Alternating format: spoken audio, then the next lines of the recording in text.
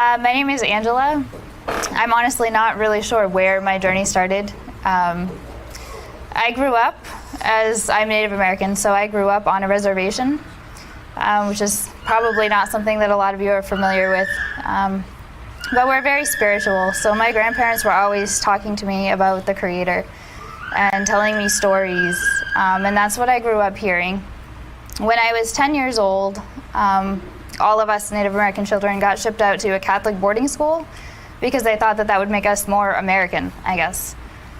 So I spent 2 years in a Catholic boarding school, and none of it made any sense. And the only thing that I really learned after the 2 years was that I'm definitely not Catholic. So as I got older, people started asking me, they were like, so what is your religion? And I was like, well, I don't really know. You know, we're spiritual, but we don't have a name for it. It's just a way of life. It's who we are. You know, you spend your whole day in prayer. The elders are always telling us that we're supposed to walk in prayer. Every step is supposed to be a prayer.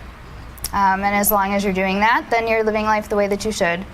But we didn't have a name for it. So it made it really confusing when people would ask, what is your religion? So I started looking into other religions, and I started studying everything. Any religion that I could get information about, I was like, what is this? And eventually I would come to a point with all of them that I was like, this just doesn't make sense. No matter how many times a day I pray, I am never going to be a god. It's not happening. They just didn't make sense. So time kept going on. And after a while, I actually met a Muslim, and we started talking. And I was like, wow, you do that? Really? Wow, so do I. And it just started getting to a point where I was like, you know, maybe I need to read more about this.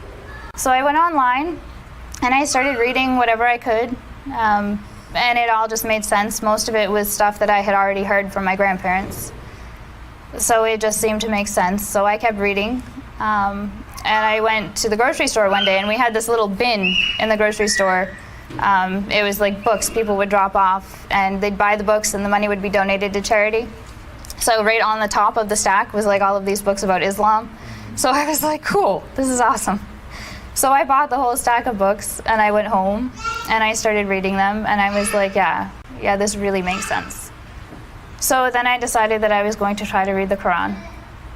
And I went ahead and I started reading it. And at first it felt a little bit weird because a lot of the stuff that I was reading was stuff that I had heard from my grandfather. So at first it was like, okay, this is different. And I kept reading it, and I was like, wow, I've been doing this my whole life, and I just never knew it. So it just got to a point that it just made sense. And here I am.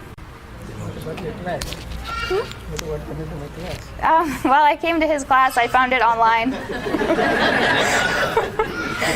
I moved to Houston, and I was like, you know, I really need to do this, but I don't want to do it on my own. So I looked online, and I found Dr. Kazi's class, and him and his wife have been there for me every step of the way. And I thank them and I love for it very much.